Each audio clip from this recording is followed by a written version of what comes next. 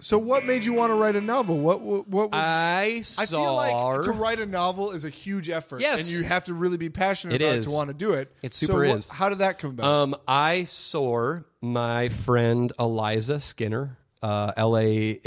improvisatory genius in stand-up comedy. And rapper. Have you had her on the show? No, you should have her on the show. She's great. I'll email her. I'll find her email. And please do. She casts a hell of a pod. And I saw her on the train one day. This was when I was still in New York, and I was going to a temp job.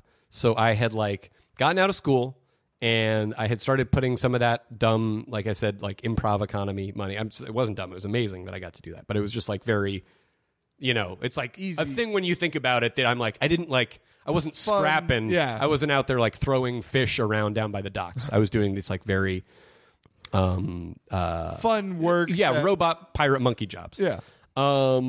And I had been writing short stories all throughout college. I would go and I would have classwork to do, and I would go to the computer lab because I didn't have a computer at some points or a working computer. And I would sit around and I would dick around on the internet and I would download MP3s and because it was the mid 2000s and that's what we cared about. Yeah. And it would get to a point where I was like, oh, I gotta write something, but I don't want to write my work. So I would write short stories and stuff. And I had started putting them up on my website. And she was like, I really like those short stories you've been putting up on your website. I think they're great.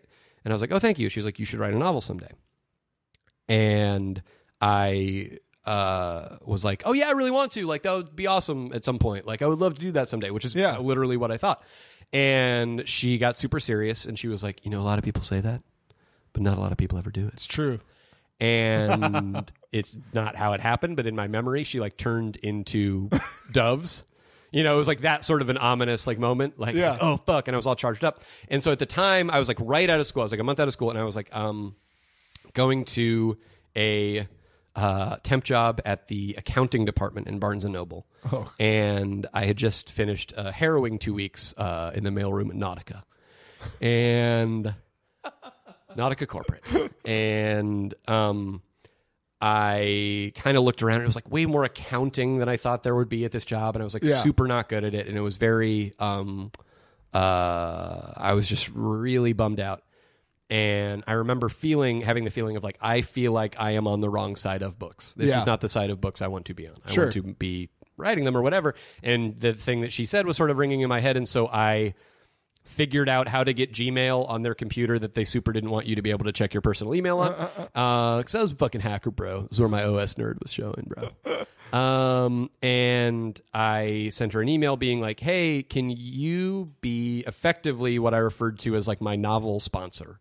When I see you at the theater or whatever, when I'm working, will you bug me and be like, where's the fucking book? Where's the fucking book? Yeah. Because I want to do that. That's great. I want to write one. And she was like, sure, totally, of course. And so I went home and I called my temp agency person and I was like, I waited until I knew she would be out of the office and I was like, this Barnes & Noble job is way more accounting than I thought it would be. I'm not going to go back tomorrow. Okay, talk to you later, bye. And then took a nap and then I woke up to a voicemail from her being like, you have to go back for the rest of the week. It's really unprofessional. You can't do this. And then just not calling her back. And being like, okay, I think I can piece it together from bartending at UCB and other, sort of pirate robot monkey jobs coaching and teaching classes. And I was bartending at UCB when this commercial agent was like, you should audition. I don't know why I'm making him sound like he's a fucking Scorsese, tertiary character. He's super not. He's like, you should fucking audition. He was like, you should audition for this commercial that I ultimately didn't get, but that's how I started doing commercials and stuff. And I ended up booking just enough things at regular enough intervals of every 18 months or so to have just enough money to keep not working a day job and to keep kind of piecing it together from pirate robot monkey jobs. And that's how I wrote the book. I would that's amazing. Write during the day. And it was cool. It was a really nice period of my life. I really felt very, it was a nice use of how it's very easy to feel at that age, which is you're invincible. Totally. I feel like when I write like a column or a sketch or something, I feel so accomplished afterwards.